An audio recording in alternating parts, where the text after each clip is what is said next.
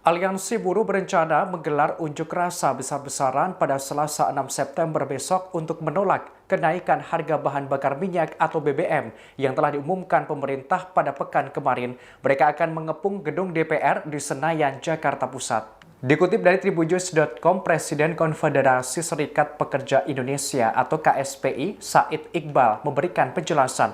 Demo aliansi buruh ini akan dilaksanakan di 33 provinsi dan dipusatkan di gedung DPR Jakarta.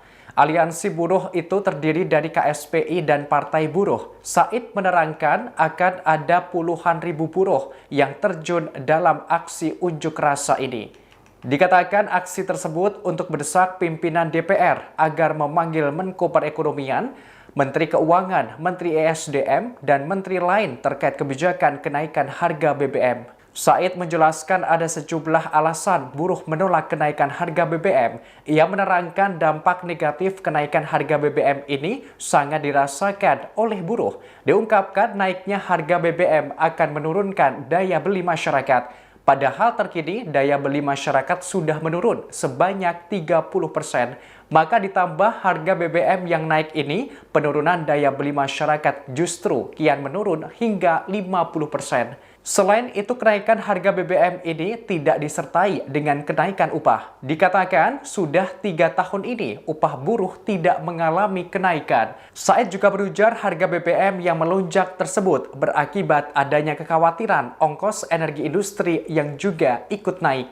Bila hal ini terjadi, maka efeknya merembet pada pemutusan hubungan kerja atau PHK. Sementara itu, tak hanya aliansi buruh, kenaikan harga BBM ini juga ditolak oleh kaum mahasiswa.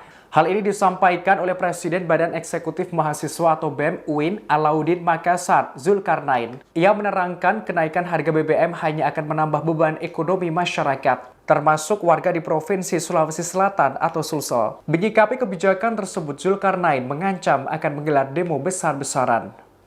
Pukul 13.30, pemerintah memutuskan untuk menyesuaikan harga BBM subsidi, antara lain Pertalite dari Rp7.650 per liter menjadi Rp10.000 per liter. Kemudian solar subsidi dari Rp5.150 per liter menjadi Rp6.800 per liter.